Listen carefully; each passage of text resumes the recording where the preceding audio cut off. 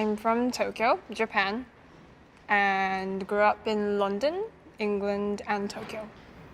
How long did you split your time back and forth between the two? No, I was born in Japan, grew up there until I was 5, then moved to London for my dad's work, and then lived there for 3 years, I think, and went back to Japan. So most of my life has been in Japan. And how have those two cities influenced you musically? Musically, I'm not sure. I would say that a lot of my musical influence probably comes from Japanese traditional music, and I played my violin throughout the time I lived in London and before that, so I never thought about that. Thank you.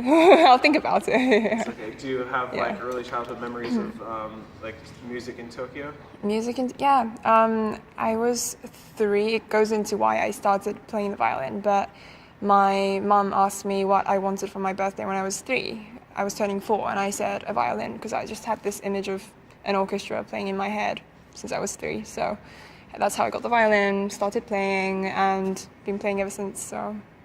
So you were the one that was that asked for the violin, it wasn't your parents? No, not at all. They weren't really imposing anything on me. It was just pure interest on my part. And yeah, I didn't really like practicing.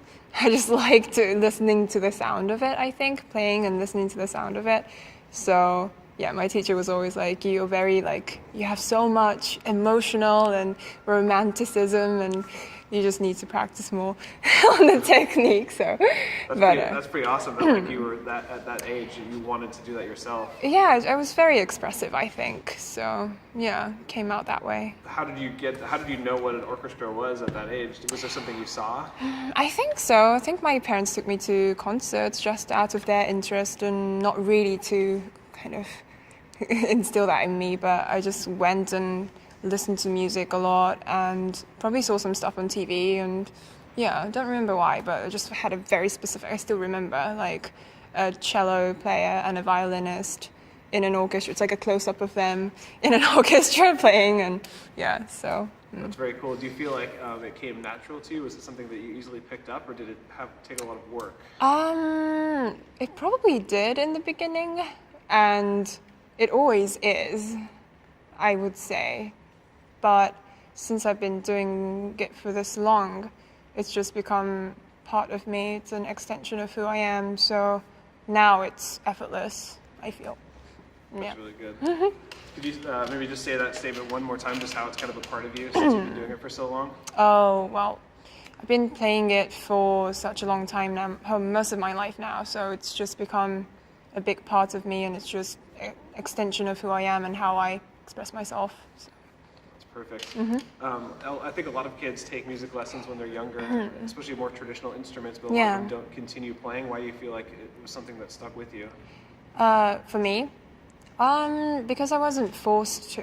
There was nobody really forcing me to keep doing it, and. So can you start that saying by I think I continued playing because I wasn't forced to? I think I was able to just be passionate and continue playing for all these years because nobody ever really forced it on me, and it was always my choice, and I had the urge to play, and it was available to me, so I was able to just keep on playing and keep on loving it. That's perfect. Yeah. Was there any specific musicians or bands that influenced you from a young age? Definitely.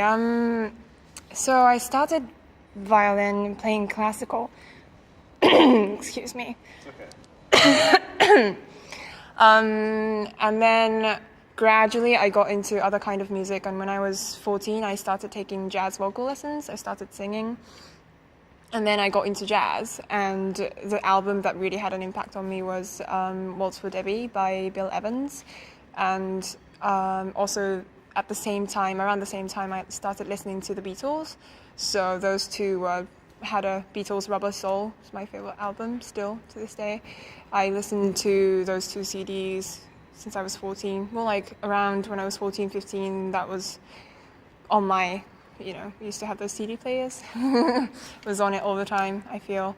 And for me, jazz was such a discovery because being in the classical world for 10 years, I was playing in an orchestra, playing solo, both things, and then it was such an eye-opener that something could be so structured but free and beautiful. So that album, kind of opened up a whole new door for me, that it didn't have to be this written piece that had to be perfect.